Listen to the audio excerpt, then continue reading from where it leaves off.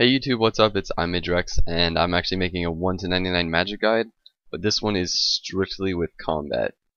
And before I actually start talking about how to train, I want to talk about equipment that you can use.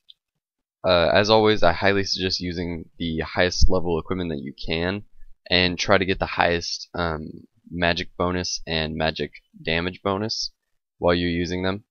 Also keep in mind that some sets of armor and some staves have special abilities, like the Staff of Light has an ability to save 1/8 of the runes that you use up, and also the I can't think what the battle robes have an ability to change that to 50% of the runes that you use. Also, make sure to check if a item actually boosts your damage. I know that the Vecna Skull does. It adds 7 levels onto your combat or your magic level every 7 minutes, and it's infinite usage. So I just want you guys to be aware of those.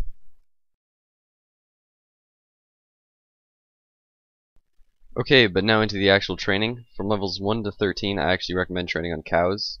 Using the Wind Rush spell is highly recommended in this case. You can safe spot these cows that are in Lumbridge just by standing behind the fence, and that's all you really need to use. Just make sure to upgrade your spell every time you unlock a new one. And also, some staffs give you infinite runes that can save you a lot of time, like water staffs and fire staffs. They give you infinite water and fire runes respectively. From levels 13 to 30, I actually recommend training on one particular lesser demon found in the Wizard's Tower. If you actually head to the Wizard's Tower that's south of Draenor Village and climb up to the highest story of the tower, you can find this lesser demon here that is behind a fence, so you can safe spot it. And it respawns pretty quickly in my opinion, but you can just sit here and start using your Fire Rush spell, and then just upgrade to Fire Bolt and etc. until you reach level 39. Once you reach level 39, I really recommend using Crumble Undead to train on anything undead. And one really good use of this is actually training on skeletons in the Edgeville sewer.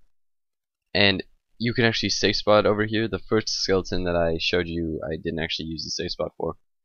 But there is a rock pile to the east of me, and you can actually use that to safe spot a large group of skeletons, so it's really useful too. From levels 59 to 70, I actually recommend starting to camp a monster, and if you couldn't think of one, steel and iron dragons are really good for this. And it's important to note at these levels you should start developing your magic skill by getting new and better equipment and better spells. So anyways, to get to iron and steel dragons, start from Cather B and head to Brimhaven using the charter ships. Now, before I get down there, I want to mention that your inventory should have a way to heal just in case you forget to pot up anti-fire. A lot of anti-fires, a hatchet, a couple of prey potions just in case, they're not very necessary, a familiar pouch if you need it. For me, I like having yak pouches because I can bank the bones and make a pretty good profit. And then a way to teleport out, runes, and then to actually get into this dungeon you're going to need about 2k. So just follow the path that I took to get here, and then once you get here, pot up your anti-fire and head down into these steel and iron dragons. Now at level 59 you're only going to be able to use Fire Blast. The ending name gets me confused sometimes.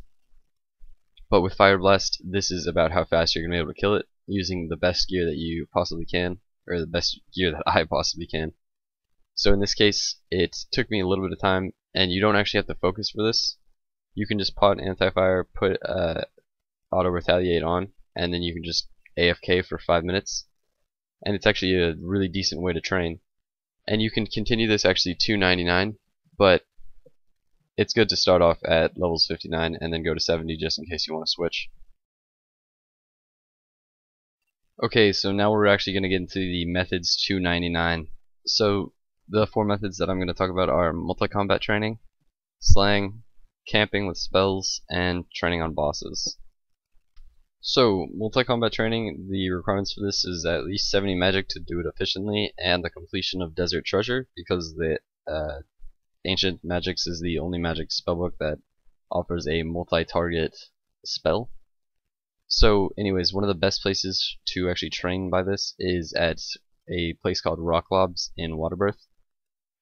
And the way to actually get there is pretty confusing, but if you pay attention to this video, this clip that I'm showing you right now, I've actually sped it up, because on multiple other accounts I've shown you how to, or I've put this in a video of how to actually get to Rock Lobs or this area.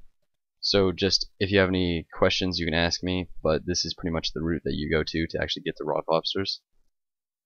And then once you get there, just make sure to keep your prayer on while you're tanking, I guess, and keep auto retaliate off. Okay, so at 70 mage or 70 magic, the highest experience that you'll probably be able to get is about 85k with ice burst. And so how you actually do this is you have to run around this U part here and then go down, and then there will be one rock lobster that you leave there.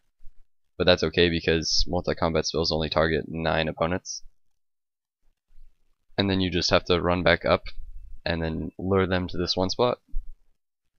Make sure to use Vecna Skull to boost your magic level, and then either heal yourself somehow using a blood burst or soul split if you have it, and then just sit here and attack the lobsters. And you can see from the experience that's dropping, it's actually a pretty decent way of training. Now the benefit of this is you actually get up to, let me think, I think around sorry, I don't typically use burst, but I think you can get around 100 about 100 crimson charms an hour from bursting. I know that you can get 225 crimson charms for every 1000 bursts that you bring, and if you bring Staff of Light and a Battle Robes mage set, you can actually double that because it'll only use half the runes that you have. So the important part of this is just to bring a prayer gear armor for tanking the lobsters using prayer, and then have a magic setup to attack the lobsters with. This is actually the fastest way to train using combat, and you can get up to 110k-ish experience per hour with Barrage here.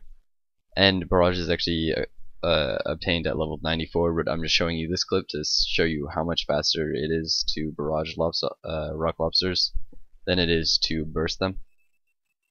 And I'll probably make a video on bursting versus barraging later in time, but I just wanted to throw this clip in there too. So this method is good if you're going from 70 to 99, and if you actually want 99 summoning and you have enough money, because this is very costly, and you have enough money to get it, you can actually get 99 magic and have enough charms for 99 summoning by the time you're done. So it's a pretty fantastic way to actually train. So I actually threw this in here, training magic through Slayer, because it's often many times regarded as nonsense, but there are a lot of monsters in Slayer that actually are weak to magic. Steel Dragons are one of these, but another one is Ice Strike Worms, and I know that this is a really high Slayer requirement. It's 93 Slayer, but it's actually really helpful, and you can try other tasks too. I know Abyssal Demons are pretty good to train magic with, especially with all your bonuses. If you just use Slayer Dart, you can hit up to, I think, 400s or higher or something. But as you can see, I just hit a 1050, and I just wanted to show you guys that training magic even through Slayer is pretty good, as long as you guys have enough money to recompensate yourself for those tasks that take a little bit of extra spells to actually complete.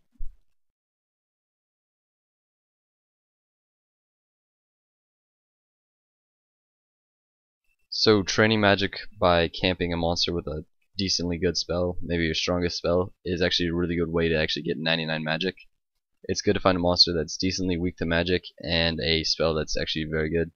And maybe you're looking for a certain drop, like if you're going Steel Dragons, maybe you're looking for that Visage drop. But in this case I wanted to show you Mithril Dragons because the spell that I'm using, Storm of Armadillo, is actually really good against them. And since I'm a higher level, it doesn't take a lot to actually kill them. And one of the best things about Mithril Dragons is that they drop a lot of effigies, and that's good because, one, I want 99 runecrafting eventually, but I don't actually like training runecrafting. So I just thought I'd throw a couple of kills in here to show you how I would train. I guess how I would camp a monster with a spell. And all you have to do is just make sure that you have an inventory setup that will allow you to last a really long time at a particular monster, and then just repeatedly come back here and just kill a massive load of monsters, massive load of that monster, until you have 99 magic, or the magic level that you wanted. And in often cases, you can actually make a pretty large profit by doing this if you do it for long enough. So the last thing that I want to say is, if you train 99 magic with combat, it will actually cost you quite a bit, and so to avoid that, you can actually train on bosses like Dagannoth Rex and Glaciers and Barrows, and that will cover all of the costs and actually make you quite a bit of profit if you actually go for 99. So just keep that in mind while you're training. So I hope you guys liked watching this video and maybe found it informative. If you liked it, check out my last 99 guide or my Wicked Hood review, or you can click that bottom link for the podcast that will be out on November 1st, 2011.